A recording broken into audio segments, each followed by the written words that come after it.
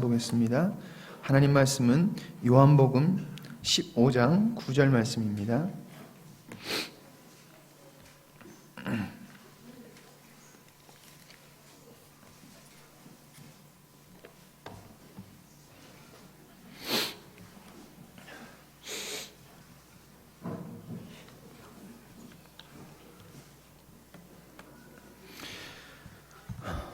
요한복음 15장 9절 말씀입니다. 다 같이 한 목소리로 읽겠습니다. 시작. 여호와께서 나를 사랑하신 나도 너희를 사랑하였으니 나의 사랑 안에 거하라. 아멘. 죄송합니다. 예, 권사님이 소천하셔서 목사님이 지금 어제 바로 이렇게 올라가셨습니다. 그래서 제가 인도하게 됐고요. 오후 예배 후 조문을 가려고, 오전 예배 후 조문을 가려고 합니다. 가실 수 있는 분은 가셨으면 좋겠습니다. 그리고 제가 알기로는 차를 열린교회에서 한 대 빌리기로 했습니다. 그래서 예배 마치자마자 바로 차를 아마 빌려 오셔야 될 것 같습니다. 그래서 여기서 같이 출발할 수 있도록 그렇게 준비해 주셨으면 감사하겠습니다. 나중에 예배 마치고 누구누구 가실 수 있는지, 그리고 특성을 하고 이쪽으로 올라오니까 뭐 기사 갑자기 좀 특성을 들어가야 되는데 특성을 이쪽으로 올라오니까 뭔가 어색도 하고 좀 그렇습니다. 감사합니다. 참 슬픔 속에서도 기쁨을 찾을 수 있고 희망을 찾을 수 있는 것은 오직 주님의 은혜인 것 같습니다. 그리고 주님의 은혜밖엔 또 그것이 되지 않는 것 같습니다. 잠시 권사님하고 이제 이별을 해야 된다는 그것 때문에 이렇게 마음이 좀 아프고 그렇긴 하지만은 천국 소망이 있고 가셨고, 그리고 하나님 곁으로 가셨다는 그것이 또 굉장히 또 우리 할머니 좋겠다라는 생각이 들더라고요. 주님 이제 만나서 주님 옆에서 계시니 너무나 좋겠다는 생각이 드는데 또 많이 위로가 되더라고요. 이것이 우리의 힘 아닌가라는 생각을 해봅니다. 그래서 많이 기대해 주시고요. 그리고 우리도 그런 기쁨을 가지고 사는 우리 그리스도인들이 되어야 되겠습니다. 오늘 하나님의 말씀은 예수님을 사랑하신 하나님이라는 제목을 가지고 한번 나눠보도록 하겠습니다. 여러분, 오늘 읽었던 우리 요한복음 15장 말씀은 여러분들 잘 아는 말씀입니다. 포도나무의 비유라는, 그래서 우리가 생명의 법칙, 생명의 원리를 우리가 생각할 때, 그리고 이야기할 때 우리는 이 포도나무의 비유를 많이 듭니다. 여러분, 바깥을 이렇게 돌아보면 아직 겨울입니다. 근데 어제 저 매실나무를 제가 가만히 보니까 매실나무의 끝 봉우리에 이제 꽃을 피려고 하는 봉우리들이 조금씩 올라오는 것을 볼 수 있더라고요. 참 아직도 춥고 겨울이라고 생각되지만 어김없이 저는 항상 매년마다 매실나무를 항상 이렇게 보거든요. 그러면 항상 꽃이 조금씩 이렇게 올라오려고 하는 것을 보고 있습니다. 절대 한 해를 이 매실나무가 나 힘들어 그렇다고 쉬지 않는 것 같습니다. 매번 봄이 다가오면 아무리 춥든 눈이 오든 비가 오든 꼭 자기 자리에 열리는 것을 볼 수 있습니다. 이것이 바로 생명이지요. 생명. 오늘 말씀 포도나무의 비유, 우리가 생명으로 너무나 잘 알고 있는 말씀입니다. 그렇지 않습니까? 우리가 포도나무, 나무이신 주님에게 가진 우리가 연결만 되어 있다면 자동적으로 특별한 거 없습니다. 저절로 열매를 맺는다. 우리 너무나 잘 알고 있습니다. 여러분, 그것이 생명입니다. 근데 오늘 이 말씀을 제가 묵상하는 중에 참 재미있는 것을 한번 발견해 보았습니다. 예수님께서 이렇게 고백하시는 거예요. 하나님께서 나를 사랑하셨다라고 말씀하시는데, 이 말씀을 보는데 생명으로만 생각을 하다가 가만히 있는데 갑자기 예수님이 하나님이 나를 사랑하셨다라는 이 구절이 너무나 이렇게 눈에 들어오더라고요. 그래서 오늘 말씀을 예수님을 사랑하신 하나님으로 한번 우리가 생각해보자. 하나님께서 예수님에게 어떤 사랑을 주셨는가 한번 생각해보자 라는 마음으로, 그리고 그 은혜로 한번 말씀을 준비해봤습니다. 여러분들, 사람들은 사랑 참 좋아합니다. 그렇지 않습니까? 여러분들 다 사랑받기 원하시죠? 미움받기 원하시는 분은 아무도 없으리라 생각됩니다. 그래서 여러분들 결혼을 하시지 않습니까? 예, 왜 결혼하셨습니까? 외로워서요? 아니요. 사랑받고 싶어서 결혼하신 것들이 대부분이실 겁니다. 그렇지 않습니까? 그래서 결혼해서 서로 사랑해달라고 그러지 않습니까? 사랑해줘, 사랑해줘. 그래서 사랑 안 해주면 어떡합니까? 왜 사랑 안 해줘? 사랑을 정말 원합니다. 사람은 사랑을 정말 원하는 것 같습니다. 그래서 미디어, 잡지, 인터넷 상등 이렇게 보면은 여러분들 굉장히 많은 사랑의 글이 올라와 있습니다. 참 재밌는 건 B형은 어떤 사랑을 한다. AB형은 어떤 사랑을 한다. O형은 어떤 사랑을 한다. 제가 뭐 안 했죠? A형 안 했나? AB형은 어떤 사랑을 한다. 보면은 수많은 글들이 올라와 있습니다. 그래서 누구는 고독한 사랑을 한다. 누구는 열정적인 사랑을 한다. 아주 사랑에 대한 정의가 엄청나게 많이 올라와 있습니다. 그래서 그만큼 사람들은 사랑을 찾으려고 하고 또한 사랑이 뭔가라는 것을 정의에 대해서 찾으려고 합니다. 그러나 인터넷이나 여러분들 어떤 글들을 보아도 사랑의 정의라는 것을 찾기는 힘들 뿐 아니라 찾을 수가 없는 것을 봅니다. 거기 사랑이다, 그것이 사랑이다라고 정의 내리는 것을 보면은 대부분이 심리학적으로, 심리적으로 사람의 마음을 움직여서 감동시키는 것을 세상 사람들은 사랑이라고, 그것에 사랑이 있다고 말을 합니다. 즉 심리학, 그리고 사랑이 아닌 것에 우리는 사랑이라고 생각하고 있고 또 그것에 속아 삽니다. 즉 이 세상은 사랑이라는 것이 정확하게 정의 내려지지 않는 혼돈의 사회라는 것입니다.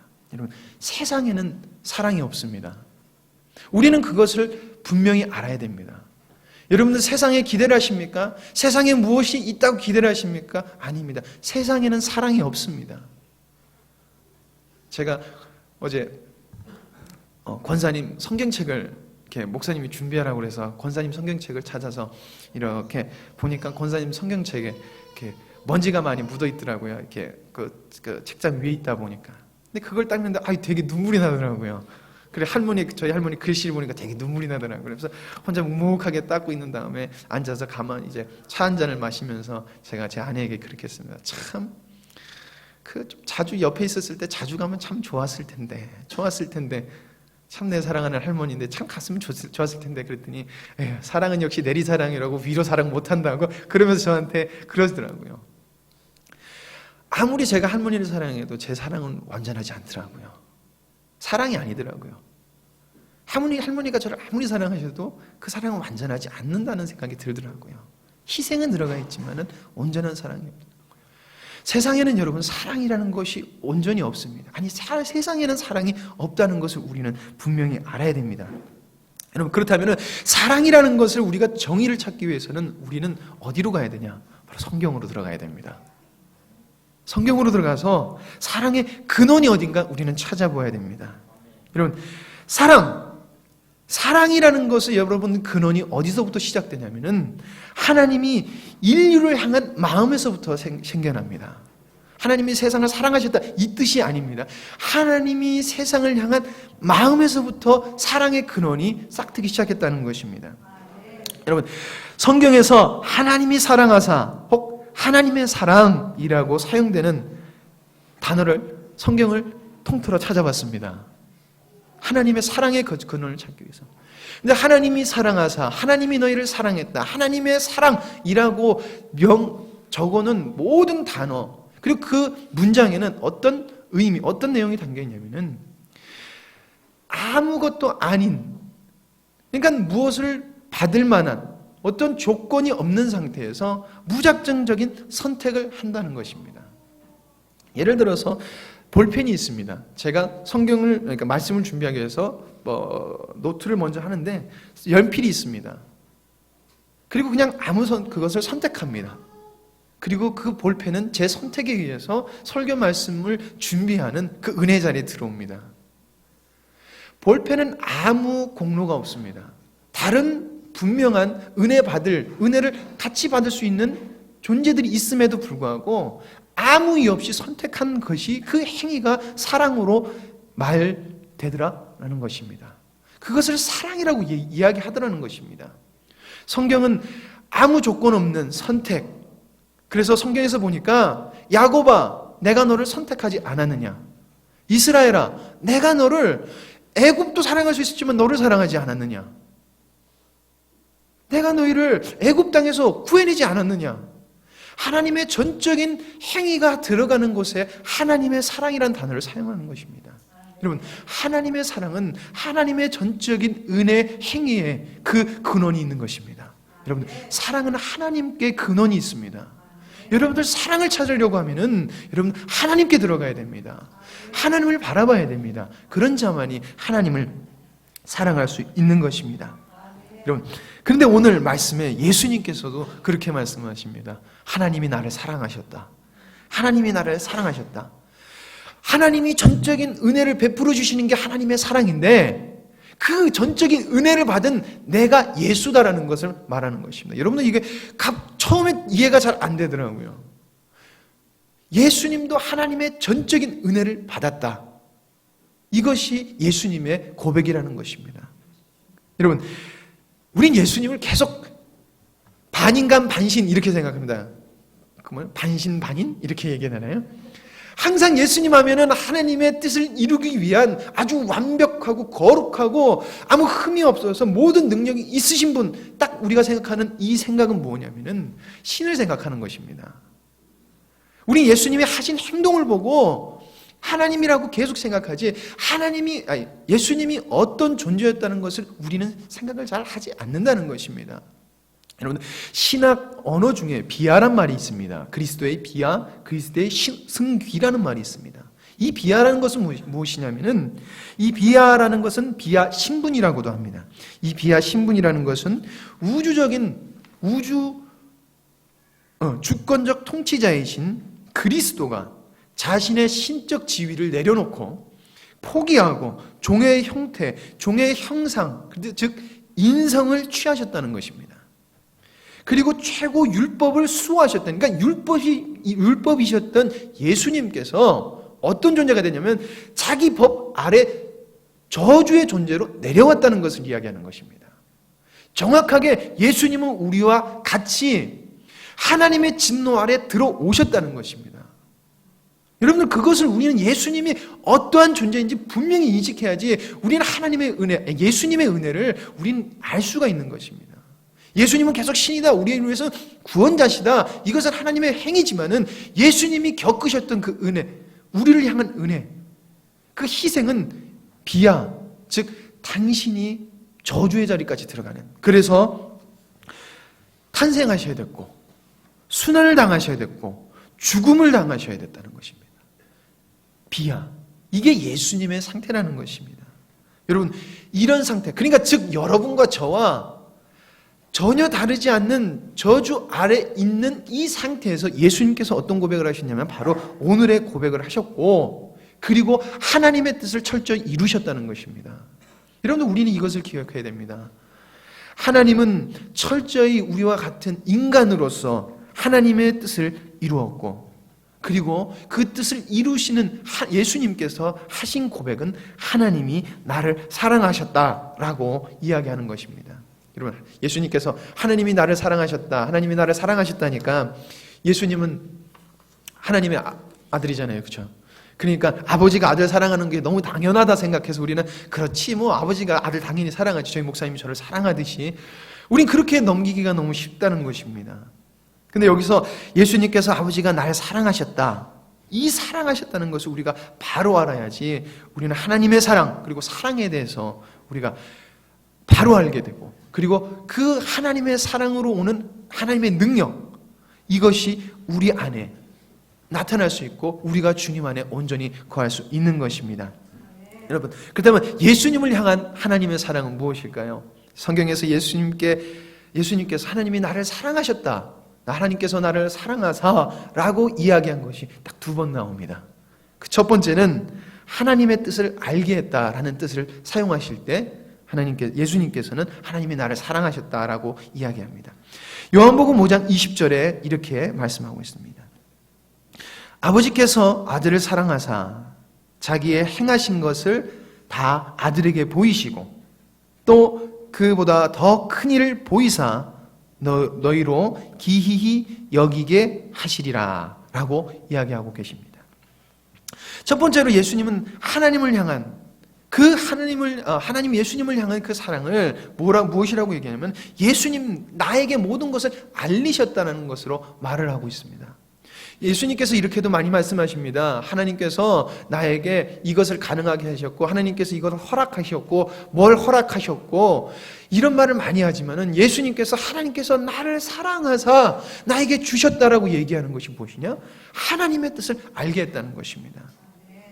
여러분, 우리는 사랑하는 사람에게 모든 것을 이야기합니다. 그 사랑하는 사람끼리는 예, 감사합니다. 비밀이 없습니다. 갑자기 비밀이 생각나네. 절대 비밀이 없습니다. 왜요? 믿고 나의 그 비밀을 감싸줄 수 있는 사람이라는 것을 알기 때문에. 여러분들은 저를 잘 모릅니다. 아시는 것 같습니까? 잘 모르십니다. 근데 제 옆에서 사는 아내는 점점 저를 더 알아갑니다. 그리고 저는 점점 제 아내에게 거짓말을 안 하고 비밀이 점점 없어집니다. 왜요? 점점 같이 살고 사랑 안에 거하기 때문에 점점 없어집니다. 여러분, 사랑하는 사람에게 거짓말 절대 안 합니다. 선의의 거짓말을 하죠. 마음 아플까 봐. 근데 그런 거 말고요. 아주 큰 뜻을 내가 가지고 있으면은 당당하게 이야기합니다. 제가 큰 뜻을 품고 있는 것을 제가 춘원이한테 이야기 잘 안 합니다. 네. 그러나 제가 큰 뜻을 품고 있는 것, 제 목숨까지도 바칠 수 있다라고 생각하는 것에 대해서는 제 아내에게 서슴없이 이야기합니다. 그리고 그 모든 것을 알립니다. 왜요? 사랑하기 때문에. 제가 춘원이를 안 사랑한다는 얘기는 아닙니다. 그러나 무슨 뜻인 줄 아시죠? 그렇기 때문에 알리는 것입니다. 여러분, 특별한 비밀이 있는 거, 특별한 것 있는 거 아무한테나 가서 다 얘기합니까? 아닙니다. 사랑하는 사람한테만 이야기하죠. 그렇죠?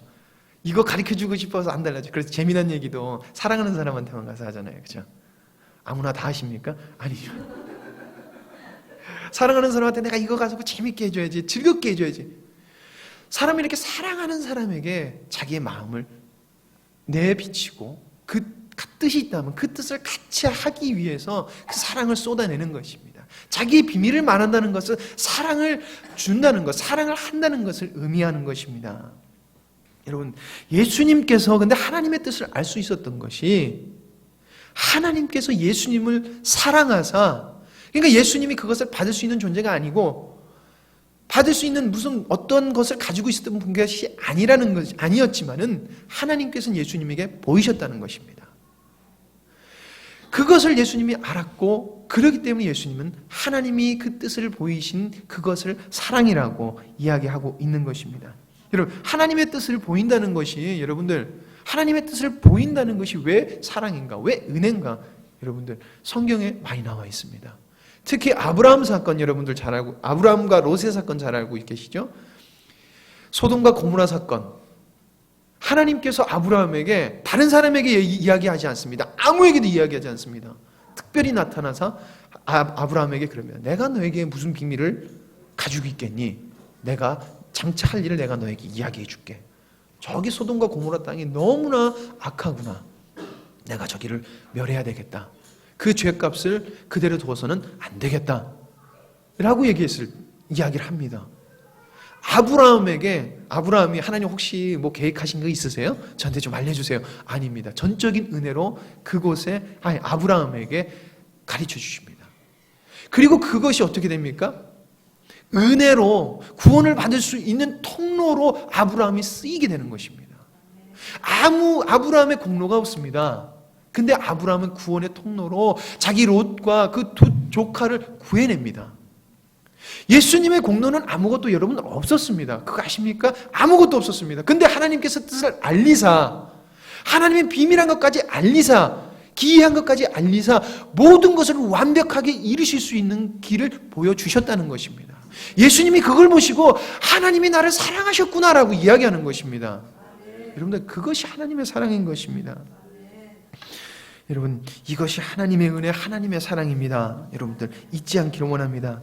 여러분, 우리는 하나님의 사랑하면은 계속해서 하나님이 우리에게 주시는 위로, 감동의 눈물, 나를 죄인에서 구원해 줬으니까 하나님 내 마음의 뜻 뜨거운 눈물이 흘리게 하는 그것도 사랑 맞지요. 그러나 하나님, 예수님께서 너희들이 진정으로 하나님의 사랑으로 알아야 된다라고 하는 것은 하나님의 뜻을 우리에게 보이셨다는 것, 그것이 너희들이 하나님 앞에 감사해야 되는 것, 정말 너희들이 하나님의 사랑에 취해야 되는 것이라고 이야기하는 것이 바로 하나님의 뜻을 보이셨다는 것입니다. 여러분들 잊지 않아야 됩니다. 우리는 하나님의 뜻을, 그러므로 하나님의 뜻을 보기를 원해야 될 줄 믿습니다.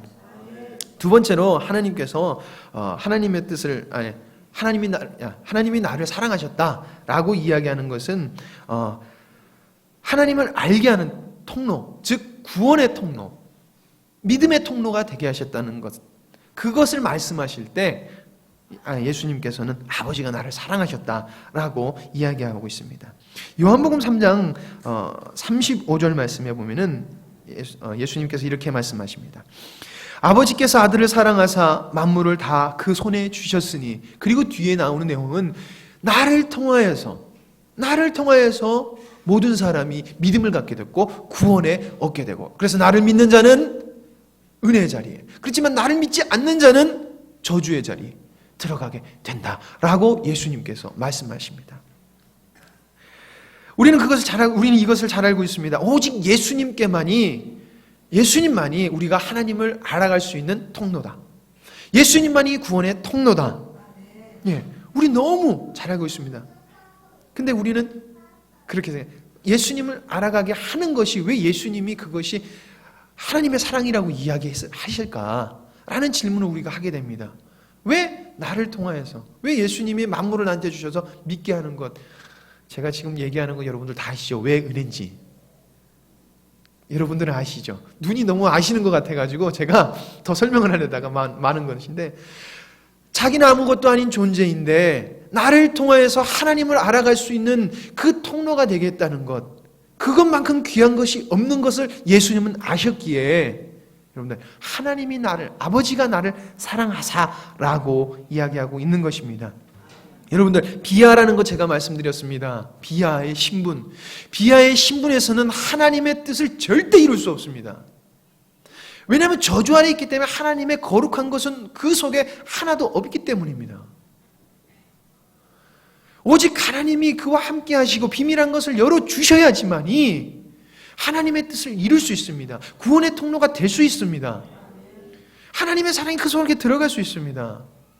예수님이 그것을 보셨고, 하나님의 사랑이, 아버지의 사랑이 이렇게 크다, 나에게 그것을 열어주셨다라고 예수님께서 하나님의 사랑을 찬양하는 것입니다. 여러분, 예수님은 아담의 혈통이 아니어야 되는 이유가 거기 또 있는 것입니다. 아담은 죄를 생산해내는 능력이 있습니다. 아담의 그 DNA는. 그래서 우리는 계속해서 마음속에서 죄를 생산하려고 합니다. 근데 예수님과 우리가 다른 점은 무엇이냐면, 예수님은 저주 아래에 있었지만 죄를 생산하는 DNA는 없는 것입니다. 왜?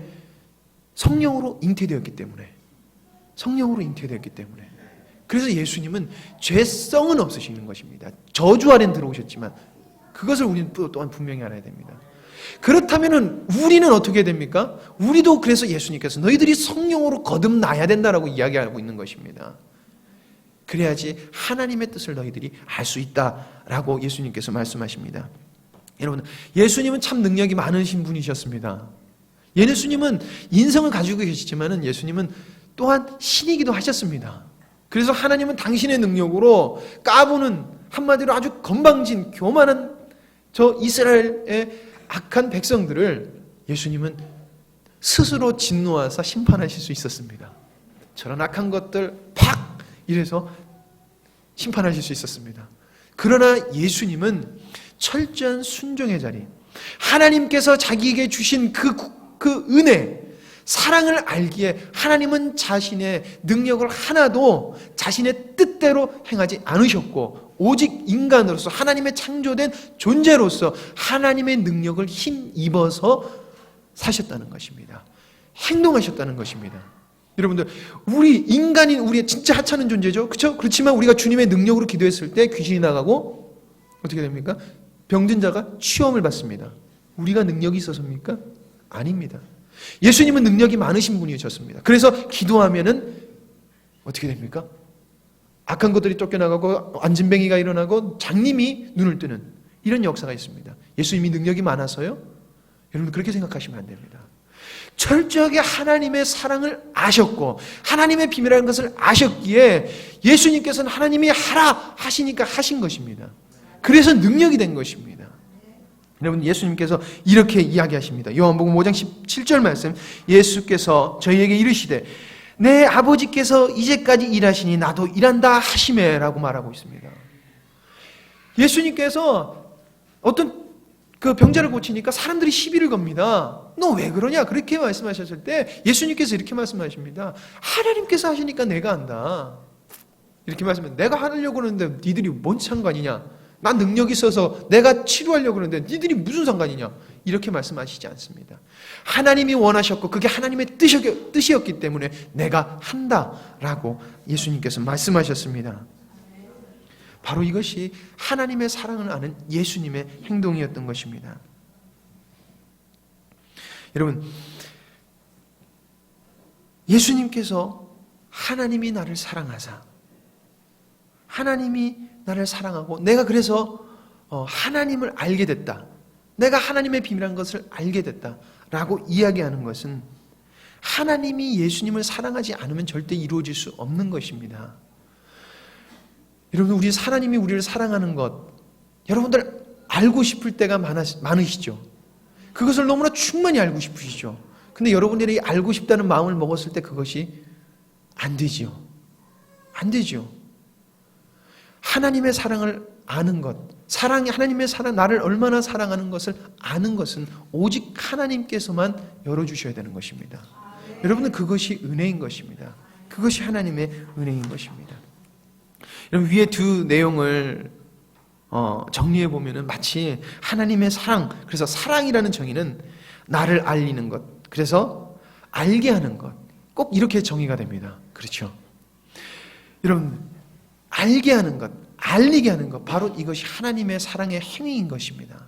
하나님의 사랑의 행위, 그 행위가 지금 이 땅에 큰 능력을 나타냈고 그리고 하나님의 능력이 되어서 지금 우리에게 전해지는 것입니다. 여러분 하나님의 사랑을 결론 내리면 그것은 바로 하나님께서 자신의 뜻을 예수님에게 맡기셨다, 온전히 알게 하셨다라는 것입니다.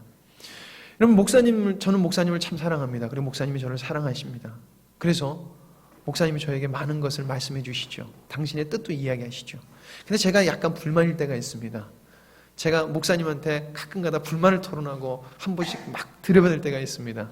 무엇이냐면 이때입니다. 왜 저를 안 믿어주십니까? 왜 저를 못 믿어주십니까? 그럴 때만, 그리고 목사님이 이상하게 저를 안 믿어주시는 것 같으면 저 못 믿습니까 목사님? 아버지 저 못 믿습니까? 이러고 제가 들이받습니다. 정말 자기를 믿어준다는 것, 자신의 뜻을 온전히 다 준다는 것, 여러분들 그것은 자기를 사랑한다는 증거입니다. 제가 왜 저를 못 믿어주는 것, 그리고 목사님께서 저를 탐탁지 않게 생각하실 때 제가 왜 화가 나는 줄 아십니까? 꼭 저를 안 사랑하시는 것 같거든요. 전 그 느낌이 왔습니다. 목사님이 저를 위해서 뭐 사다 주시고 저는 그런 거 생각하지 않습니다. 어려서부터 제가 목사님께 원했던 사랑은 단 하나인 것입니다. 저를 믿어주는 것.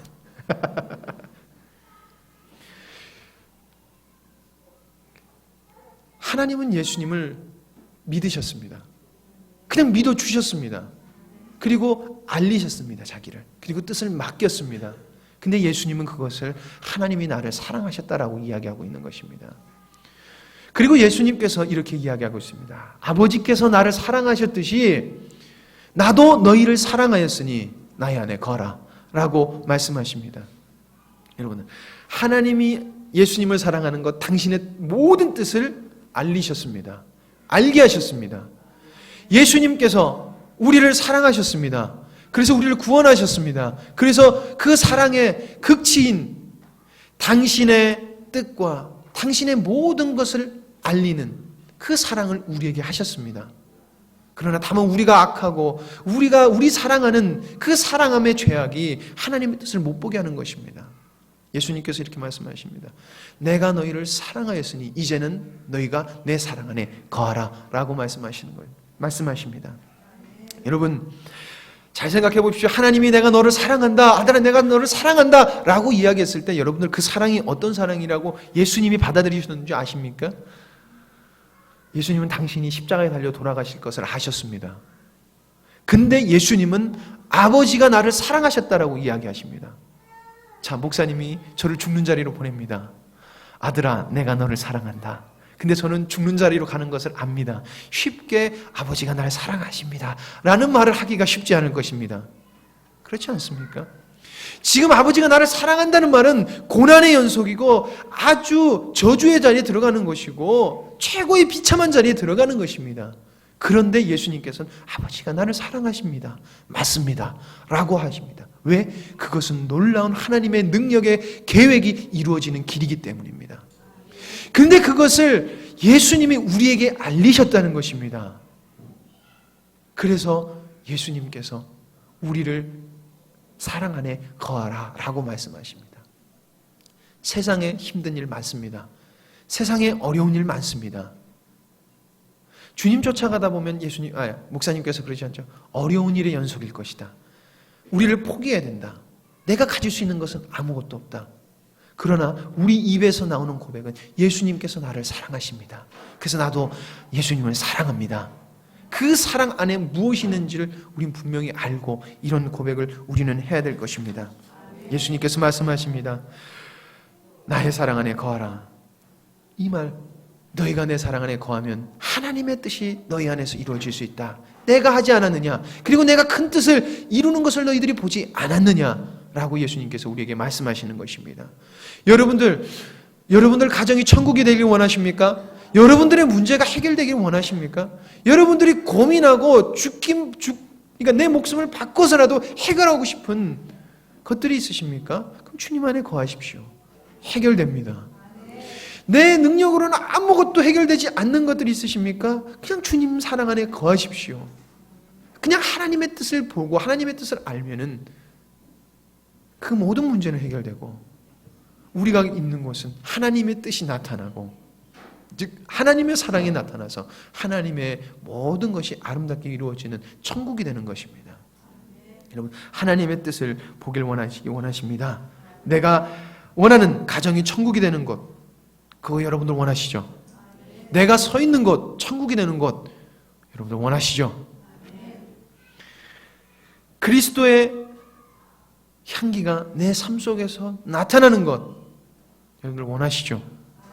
그럼 여러분들 하나님이 예수님을 어떻게 사랑하시는지 분명하게 기억하시기 원하십니다. 그렇게 예수님 우리를 사랑하셨고 우린 그 사랑 안에 거하면은 여러분들이 원하는 것이 이루어질 것입니다. 여러분들이 원하는 거룩한 갈망이 이루어질 것입니다. 오직 하나님의 사랑을 입는 것 그것이 예수님이 하나님의 뜻을 가능하게 했고 그리고 우리가 예수님의 옷을 입는 것이 하나님의 뜻이 우리 삶 속에서도 이루어지게 하는 것입니다. 여러분들 그것이 사랑입니다. 그것이 하나님의 사랑이고 이것이 사랑의 진리인 것입니다. 여러분 하나님의 사랑 없이는 그 어떤 것도 이루어질 수 없습니다. 하나님의 사랑 없이는 여러분들 우리의 삶도 가치가 없는 것이고 의미가 없는 것입니다. 여러분들 하나님의 사랑을 묵상하길 원합니다. 하나님의 사랑이 깨달아지도록 여러분들 간절히 기도하시길 원합니다. 주님 앞에 간구하시길 원합니다. 그래서 하나님의 사랑이 여러분들 마음속에 열리고 여러분들 영의 눈이 열려서 그래서 하나님의 사랑을 알고 주님의 뜻을 이루고 하나님의 경륜에 참여하는 저와 여러분이 되기를 간절히 원합니다. 아멘. 기도하시겠습니다.